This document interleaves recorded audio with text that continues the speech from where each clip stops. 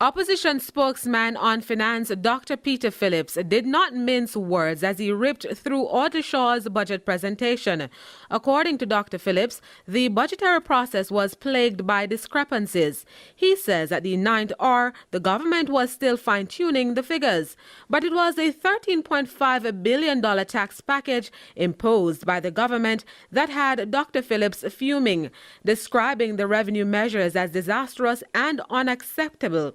The opposition spokesman laments that the decision will further devastate the poor, impact the cost of doing business, and the general competitiveness of the economy. The simple truth is, Mr. Speaker, that the onerous tax package which is part of this budget has been forced onto the backs of the Jamaican people is not caused by any national economic crisis.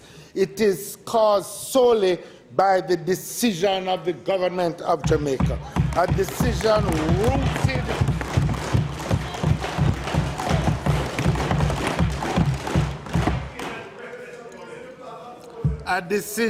rooted in an ill-conceived partisan political motive.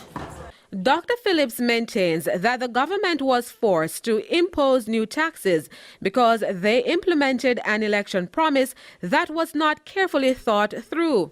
The government during the election campaign had promised to raise the tax threshold without any taxes. We said it couldn't be done, and that it would cost $30 billion of new taxes. And that is the price the Jamaican people are paying.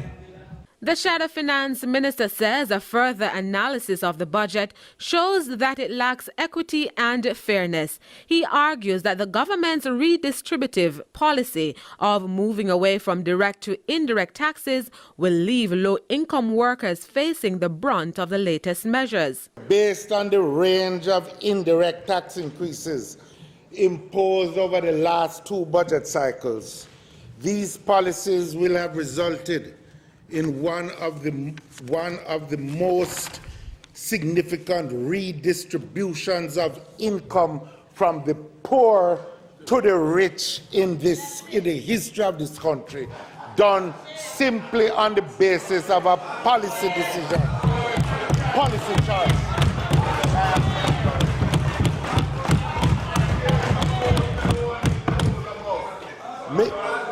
Mr. Speaker, you know, there's a Robin Hood took from the rich to give to the poor. Shaw takes from the poor to give to the rich. Meanwhile, Dr. Phillips says the tax on energy will push up electricity prices, which will be an impediment for businesses. As it relates to the tax on group health insurance, Dr. Phillips is predicting that employers will pass on the additional costs to employees.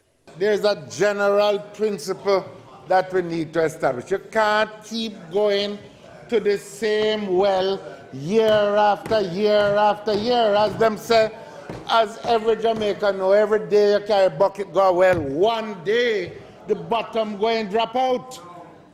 And this is damaging the competitiveness of the economy.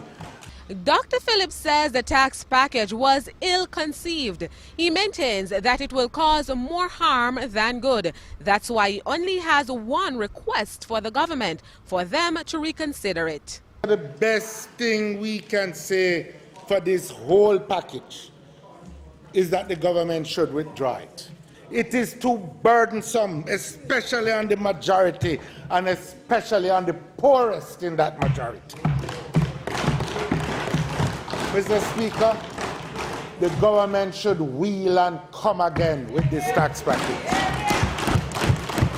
Tanika Thomas reporting for CEEN Caribbean News.